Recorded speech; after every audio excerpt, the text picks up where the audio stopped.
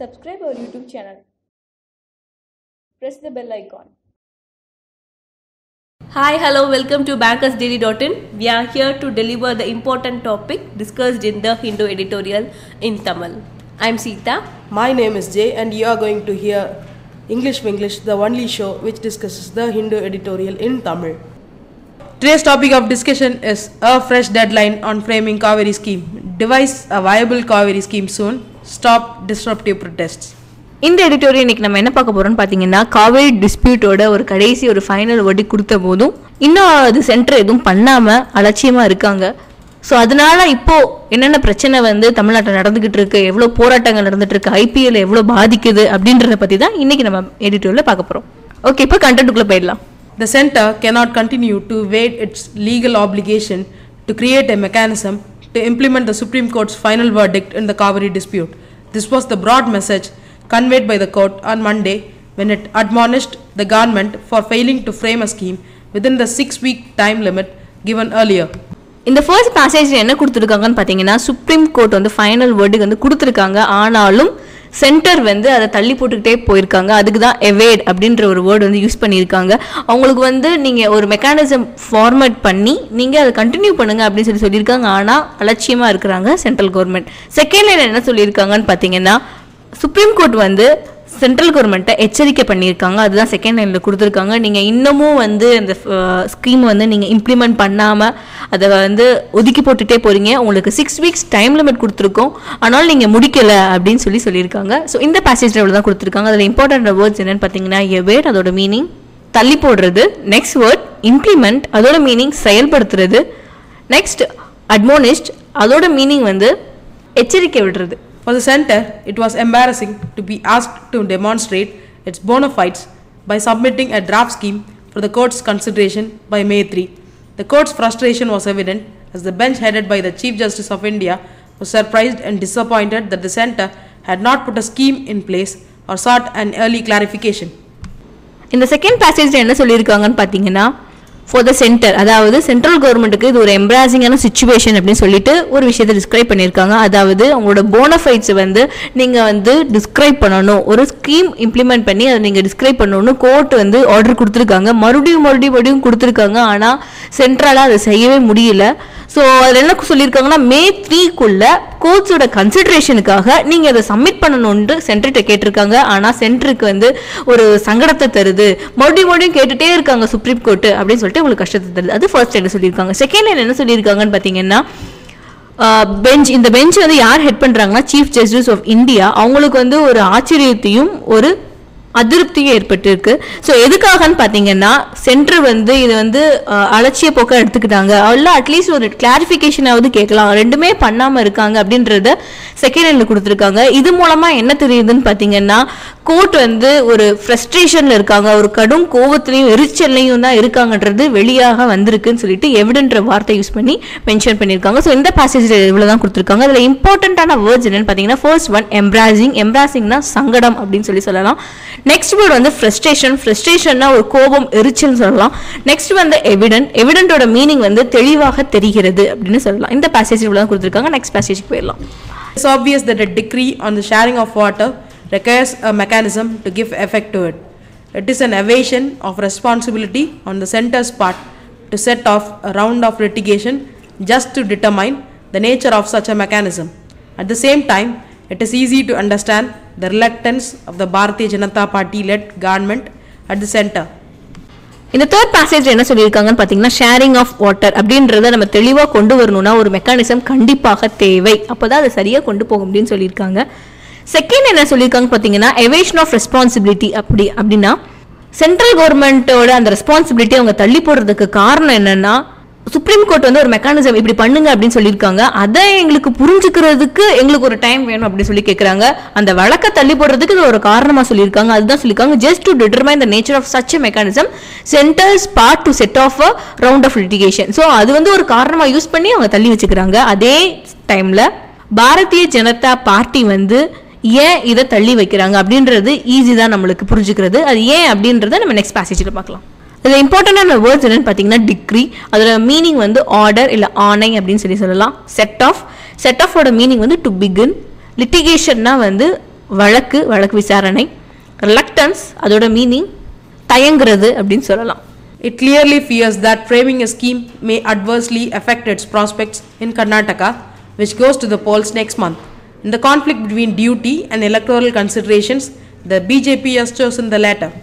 இந்த fourth passage என்ன சொல்ல வராங்கன்னா, இதுக்கு முந்தின பேசேஜ் நம்ம ஏற்கனவே பார்த்தோம். பிஜேபி வந்து இந்த போர்டை செட்டப் பண்ணுறதுக்கு எவ்வளோக்கு எவ்வளோ தள்ளி போட முடியுமோ தள்ளி போட்டுகிட்டே இருக்காங்க. இதோட காரணத்தை வந்து இந்த பேசேஜில் கொடுத்துருக்காங்க. அதாவது கர்நாடகாவில் வந்து இப்போ லோக்கல் பாடி எலெக்ஷன்ஸ் வரப்போகுது. அந்த இடத்துல நம்ம வந்து கர்நாடகாவுக்கு வந்து சாதகமாக பண்ணால் வரப்போகிற தமிழ்நாடு எலெக்ஷனில் வந்து ஒரு பாதிப்பு ஏற்படும். தமிழ்நாட்டுக்கு சார்பாக நம்ம வந்து இந்த செட்டப் பண்ணோம் அப்படின்னா கர்நாடகாவில் நம்மளுக்கு ஒரு பெரிய ஒரு பாதிப்பு உண்டு அப்படின்றதுனால மட்டுமே அவங்க இன்னும் இந்த போர்டை செட்டப் பண்ணாமல் இருக்காங்கன்றது ஈஸியாக புரிஞ்சுக்கலாம் அப்படின்றத கொடுத்துருக்காங்க. நெக்ஸ்ட் லைன் என்ன சொல்லியிருக்காங்கன்னு பார்த்தீங்கன்னா அதை தான் எக்ஸ்பிளைன் பண்ணியிருக்காங்க. ஸோ அவங்களோட அந்த டியூட்டியா இல்லை எலெக்ஷனா அப்படின்னு பார்க்கும்போது பிஜேபி வந்து எலெக்ஷன் தான் முக்கியம் அப்படின்றத சூஸ் பண்ணி நடந்துகிட்டு இருக்காங்க அப்படின்றத அந்த பேசேஜில் கொடுத்துருக்காங்க. ஸோ அதில் நெக்ஸ்ட் பேசேஜ் போயிடலாம். It is a matter of satisfaction that the Apex Court has indicated that it will pass a binding order soon. The center should redeem itself by complying with the latest order.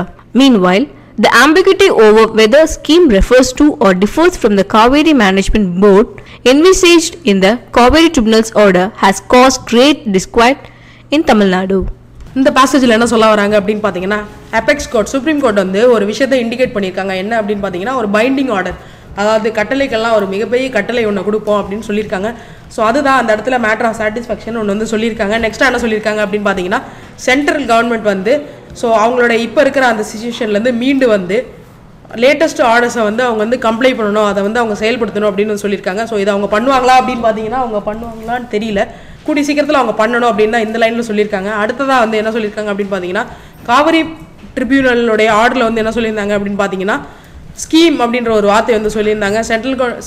Supreme court சொல்லியிருந்த அந்த இதில் கூட அந்த ஸ்கீம்ன்ற ஒரு வார்த்தை இருந்துச்சு. So அது வந்து காவிரி மேனேஜ்மெண்ட் போர்டை தான் மென்ஷன் பண்ணுறாங்களா அப்படின்னா அது கரெக்டாக ஒரு தெரியல. அது ஆம்பிகுட்டி, அது வந்து ஒரு குழப்பத்தை வந்து உண்டாக்குச்சு. ஸோ அதனால இப்போ தமிழ்நாட்டில் வந்து ஒரு டிஸ்குவைட்டான சுச்சுவேஷன் இருக்குது, நிறைய போராட்டங்கள் நடந்துட்டுருக்கு, அஜிடேஷன் நடந்துட்டுருக்கு. அதை பற்றி தான் இதில் சொல்லியிருக்காங்க. ஸோ இதில் இம்பார்ட்டண்டான மீனிங் கொடுக்குற வேர்ட்ஸ் என்னென்னு பார்த்தீங்கன்னா, என்விசாஜ்னு ஒன்று இருக்குது. ஸோ அதோடைய மீனிங் சித்தரிக்கிறது.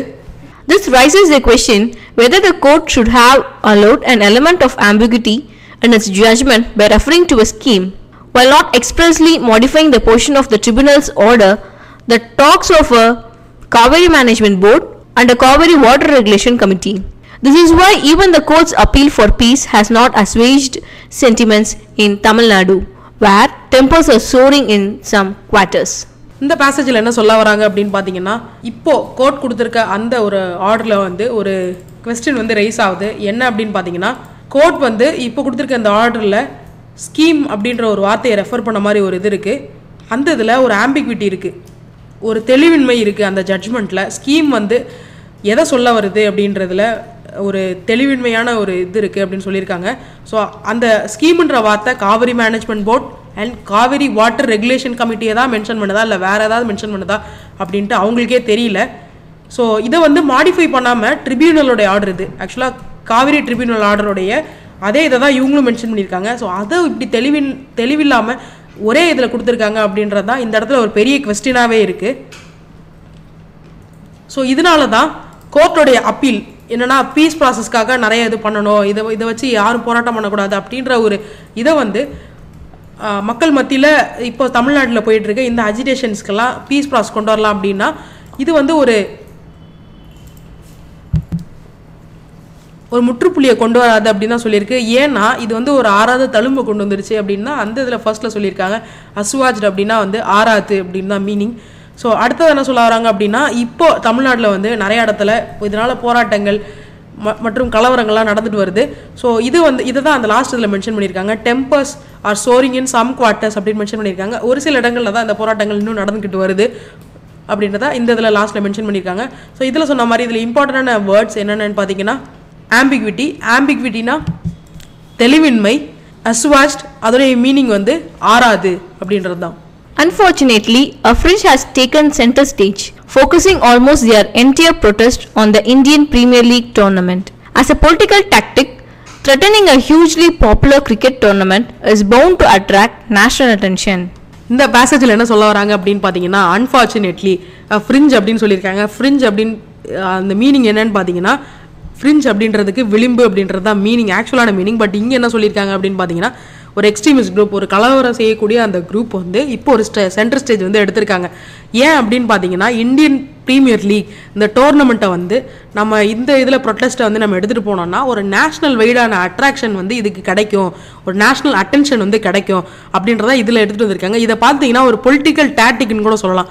ஸோ ஒரு மிகப்பெரிய ஒரு பாப்புலரான கிரிக்கெட் டோர்னமெண்ட்டை வந்து நம்ம வந்து த்ரெட்டன் பண்ணோம் அப்படின்னா வந்து இது வந்து ஒரு நேஷனல் அட்டென்ஷனை வந்து கெயின் பண்ணும் அப்படின்றதுக்காக அந்த ஃப்ரிஞ்ச் குரூப் வந்து இதை பண்ணுறாங்க அப்படின்னா இந்த லாஸ்ட் இதில் சொல்லியிருக்காங்க.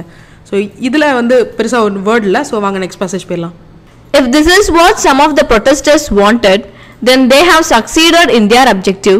Even this has come at the cost of some disruption. However, targeting the IPL is irrational.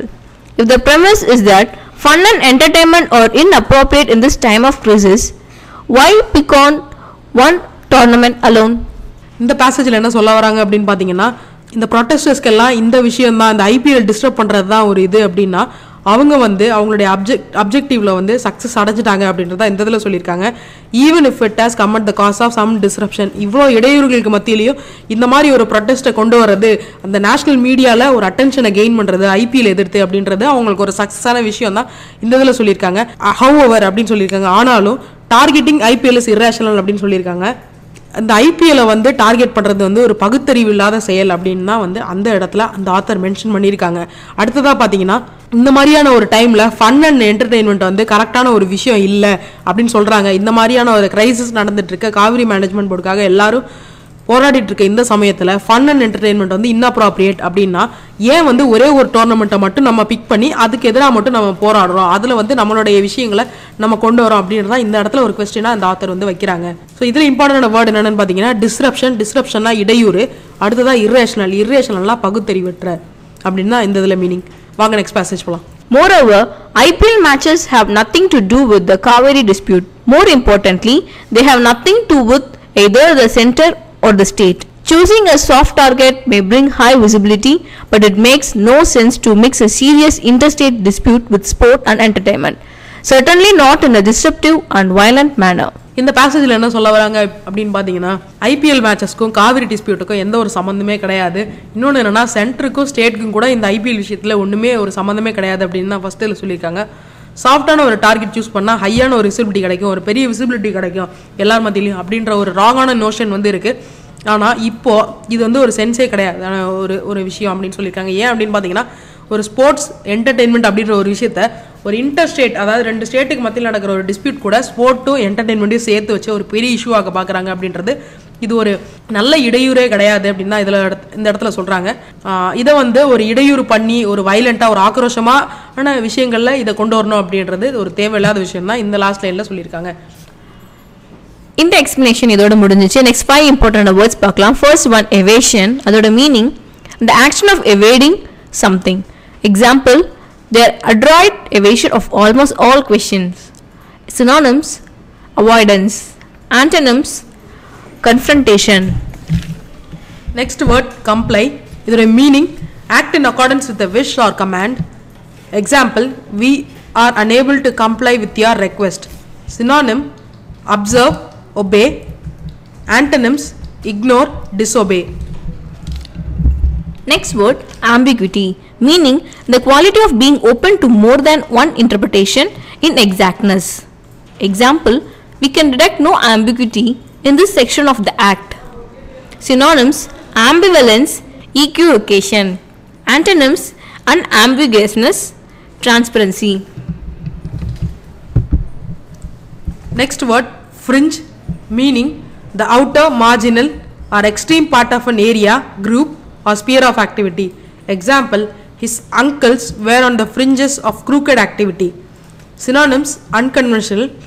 Antonyms, mainstream, middle. And the last word, irrational. Meaning not logical or reasonable. Example, irritational feelings of hostility. Synonyms, unreasonable, illogical. Antonyms, rational, logical. இந்த explanation எப்பயும் போல முடிய போகிறது கிடையாது. இன்னையிலிருந்து நம்ம English கிராமரில் கொஞ்சம் கொஞ்சமாக நம்ம கற்றுக்க போகிறோம். ஸோ இன்றைக்கி நம்ம பார்க்க போகிற டாபிக் என்னன்னு பார்த்தீங்கன்னா கன்ஃபியூசிங் வேர்ட்ஸ். லாஸ்ட்டில் SBI கிளர்க்கில் கேட்டது தான் நம்ம இன்றைக்கி பார்க்க போகிறோம். ஸோ ஃபர்ஸ்ட் வேர்ட் என்னன்னு பார்த்தீங்கன்னா அடாப்ட் அண்ட் அடாப்ட். அடாப்டோட மீனிங் வந்து மாடிஃபை, மாற்றிக்கிறது. அடாப்டோட மீனிங் என்னன்னு பார்த்தீங்கன்னா தத்தெடுக்கிறது. இது எல்லாத்துக்குமே நம்மளுக்கு தெரிஞ்ச வார்த்தை தான். ஸோ அடாப்டுக்கு example sentence, it's amazing how soon you adapt. Adopt, she was forced to have her baby adopted. Next word, accent, accent. Accent na how you pronounce a word or a sentence or a language. எப்படி ஒரு லாங்குவேஜை நம்ம பேசுகிறோம் அப்படின்றது, உச்சரிப்பு எப்படி இருக்குது அப்படின்றது தான் அந்த accent.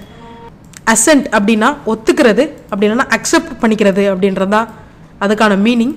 So first one accent அப்படின்றதுக்கான example sentence, she spoke English with an accent. Assent, அதுக்கான example sentence, the director has given her assent to the proposals. And the third word, advice and advice. இதில் வந்து spelling மட்டும்தான் மாறுது. First ஒன்னில் C கொடுத்துருக்காங்க, second ஒன்னில் S கொடுத்துருக்காங்க. So advice C கொடுக்கும்போது அதை நம்ம வந்து நவுனாக யூஸ் பண்ணணும். அட்வைஸ் எஸ்ன்னு கொடுக்கும்போது வந்து நம்ம அதை வேர்பாக யூஸ் பண்ணணும்.